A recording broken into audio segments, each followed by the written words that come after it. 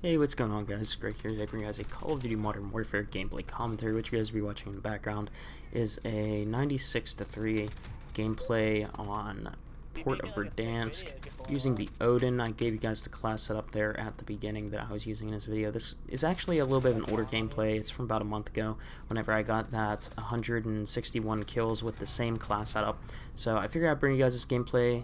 I saw it was on my hard drive, and it's overall a pretty good scoreline. I've been uploading a lot of Port of Verdansk gameplay, so I apologize for the lack of variety, but haven't really had much time to grind as of recent, so yeah, is what it is. Gotta get you guys at least something that we can discuss here today and help you guys improve. So let's go ahead and talk about some tactics for Port of Verdansk. Now, this is not going to be the breakdown for this map yet because I'm still iffy on a few areas of the map that I still need to have more practice and play time on, so I still want to make sure that I am doing that before I give you guys the full tips and tricks. Also, I will be probably covering Karst River Quarry as the next map, and hopefully I will have that done by the weekend. Hopefully Sunday I'll have that out. Maybe I'll do every Sunday a map until, of course, I run out of maps to do it on for Ground War. So let's go ahead and try to shoot for that and get the Karst River Quarry one out Sunday. But as for Port of Verdansk, let's go ahead and talk about some tips and tricks here. So if you're on this C rooftop here, this can be a very good spot for you guys to sit because you have vision on D, you also have vision on B,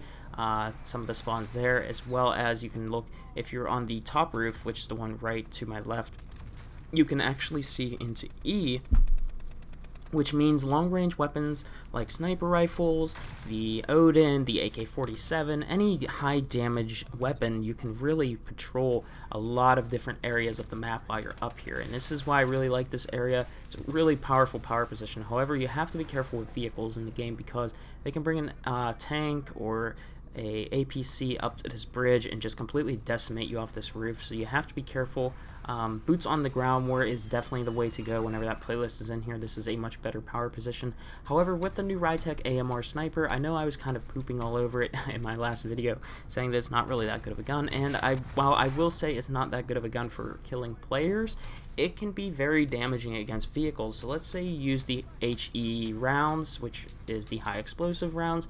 If you shoot that at a vehicle, it's going to do like 50% of its health for damage, and then every shot after that will do a little bit less damage. However, if you can get it down to 50% health by one shot of that, and let's say you have 2 thermites on your class, okay, well, you don't need the 2 thermites. Basically, you can use 1 thermite and maybe have an RPG secondary. You can really take out vehicles super quickly, and if you are going to be using it, trying to snipe people, maybe from D, the Rytec AMR can work with the HE rounds from C to D. That's not too far of range where the bullet velocity is going to be just that bad where you're not going to be able to hit people, and maybe you can get used to that.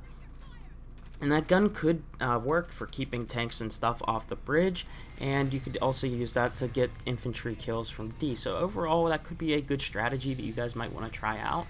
I haven't tried it out myself yet, but I probably will, just because tanks on this map can be very annoying, especially if they're going to be camping on the bridge.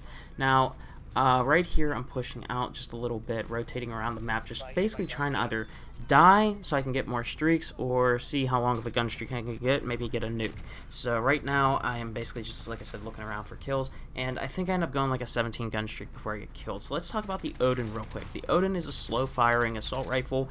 It deals very high damage, so usually 2 to 3 shot kill, up close, medium range, 2 shot, long range, 3 shot. However, if you have stopping power on, now with the new buff that came out in this recent patch, you can actually get 1-shot headshots up to a decent range. So having those ability to get 1-shot headshots at stopping power, as well as it's going to be guaranteed basically a 2-shot to the body, the ODEN is a very damaging gun. However, with that said, I do not recommend using the ODEN for close range like I am here. Having something like the Renetti Mark III or Snake Shot Pistol for your secondary might be very helpful. Use Amped as your perk 3 possibly, and you can even switch those even faster. The reason I say that is because the ODEN has such a slow fire rate and high recoil. If you don't put these attachments that I showed you guys on, that up close, it's going to be very inconsistent, and if you miss shots, then you're basically going to get clapped by anybody that is using an SMG or even a little bit of a faster AR, because if you miss your shots, you're dead. That's just how this weapon is. It's very punishing and very unforgiving, but it's a very strong weapon. So with that said, The reason I kitted my Odin the way I did is it's trying to balance it out a little bit, right? So it's all about reducing that severe recoil that this gun has and basically making it just a little bit bouncy. I mean, it still has a decent amount of recoil.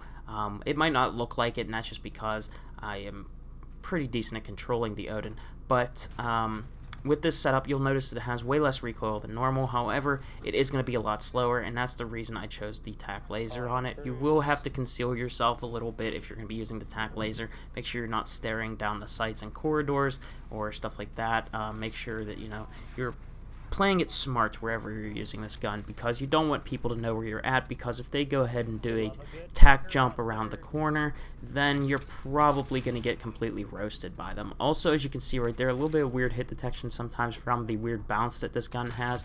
You want to make sure that you are staying ADS and make sure that you have the kill before you on ADS, and the reason why is whenever you are trying to ADS with this weapon, it's a little bit slower. So basically you're going to be hip firing whenever you start firing, and that can cause some inaccuracies, and again, you might think they're going to die, you might see that you got the hit marker or whatever, but it could have been a limb shot and it might be a 3-shot kill, so you'll stop shooting and then you'll be dead. So you really need to just time your shots, make sure that you are finishing the kill before you un-ADS, and yeah, that's pretty much all I have to say about the Odin. Anyways, going back to the gameplay here, as you guys can see, I'm just pushing up, trying to pinch them a little bit. It seems like our team is getting C. They still have B and A, so basically I'm going to go ahead and rotate down through the cranes. The reason I chose to rotate through the cranes here is because it's kind of like the path of least resistance, right? If you go out in the open, you go over to B, you're going to have people looking all the way over from A up to B. The people that are still at B, they're going to be looking at you too. You're going to have tanks that are going to be going down the main road here. So what you really just want to do is you want to go to these cranes over here and make sure you're picking people off. And as you can see, again, the Odin tap firing, as I said earlier, it is just so good picking people off from their spawn. And this is kind of how you want to play whenever, enemies have 2 flags left, even though I don't know if we're taking C yet. I know we end up doing it. We end up getting C, but as you can see, I'm just pushed up here. And the whole point is basically we're losing by a decent amount. And since I know we're losing, the only way we're probably going to be able to win this gameplay is whenever all these streaks are being called in, and on top of that, we end up defconning them. So that's exactly what we do in this gameplay, and that's why I push up the sidelines right here. There are some games where I just really do want to defcon, and that is because it's the only way of winning, so I'm going to push all the way up and try to pin the enemies back as far as we can into their spawn. Now, here's the thing, right? Since I'm up at A, that means I'm going to have to rely on my teammates to go ahead and capture B. I'm also not going to be capturing A because I don't really have that much reinforcements here at A. I would go ahead and help out, but here's the problem, right? I got to cross the street, which is just a death sentence in the first place. I can do much more for my team by just picking people off right here with the Odin and keeping them from being able to get to A, and that way my teammates can go ahead over to A and capture it. And then basically what I'm doing is I'm just over here helping them out by keeping the enemies at bay. And I really like to do this just because, like I said, it would be really hard for me to go ahead and cross the streets, and I would probably die. And on top of that, then that means that the enemies can just push up forward and go ahead and just take out my teammates. They're going to go ahead and cap A. So again, a lot of people think the only way that objective play happens is, of course, if you are the one on the objective and capturing the objective, but that is not true at all. You really have to kind of play with the way your teammates are flowing, right? If your teammates are not hopping on the objectives at all, and you see a lot of your teammates are out here in the sidelines picking people off, then you should probably go ahead and go on the objectives and capture them for your team. But if you see that you have nobody doing either, then I don't really know what to do at that point. That's just kind of when I say, oh well, what happens happens. It is what it is.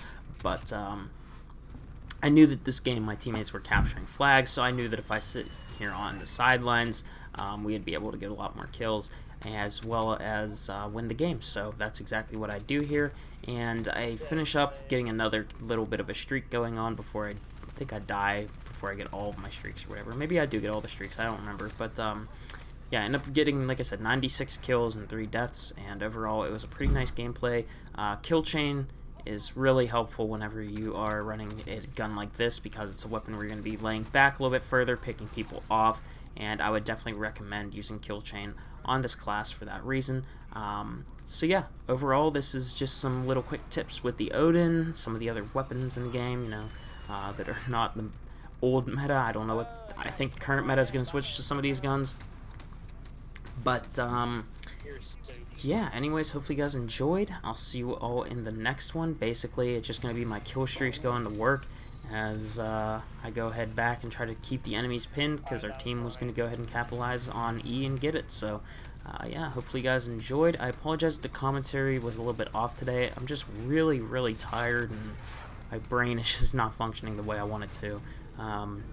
Yeah, I've been doing a little bit of some life changes with sleep and stuff like that, so I just feel really tired all the time and not thinking as clear as I might in the past and stuff like that. So I apologize for that, but I still want to bring you guys some content, and hopefully I made sense. And if you have any questions, go ahead and ask me in the comment section below, and I can hopefully try to clarify some things for you guys. But yep, anyways, I'll see you guys all in the next video, and have a great day. Peace out.